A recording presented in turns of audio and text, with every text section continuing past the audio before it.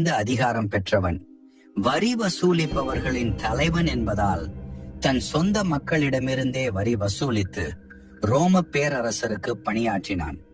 ஆனால் அவன் தேவையான வரியை மட்டுமல்ல, அதற்கு மேலும் கூட ஜனங்களிடமிருந்து வசூலித்து வந்தான்.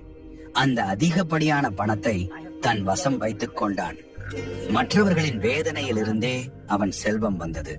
அவன் எங்கே சென்றாலும் ஜனங்கள் முணுமுணு என பேசும் பேச்சு அவனை தொடர்ந்து நிழல் போல வந்தன.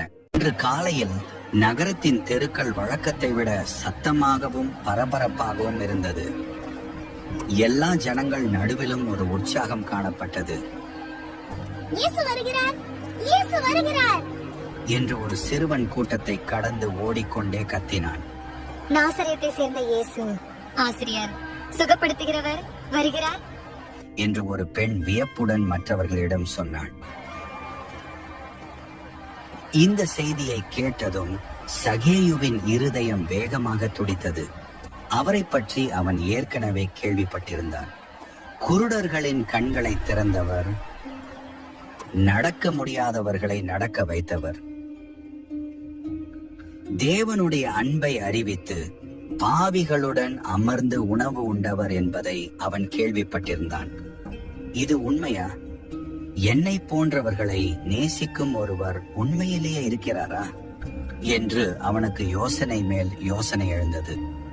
அவன் ஆவலை அடக்க முடியவில்லை.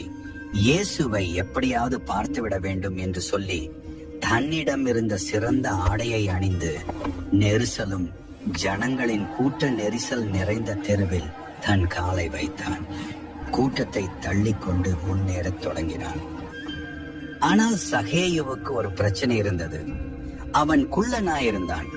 அவன் எவ்வளவு முயன்றாலும் அவன் கண்களுக்கு தெரிந்தது மக்களுடைய தலையின் பின்புறம் மட்டுமே. அவன் துள்ளி குதித்து இயேசுவை ஜனக்கூட்டத்தில் காண முயன்றான். ஆனால் எதுவும் பயனில்லை, பலனளிக்கவில்லை. கொஞ்சம் ஓரமாக நகருங்கள் என்று அவன் விண்ணப்பித்தான். முடியாது, நீ ஓரம் போ சகேயுவே என்று ஒருவன் கேலியுடன் சொன்னான். உனக்காக நாங்கள் ஏன் வழிவிட வேண்டும் என்று இன்னொருவன் இகழ்ச்சியுடன் கேட்டான்.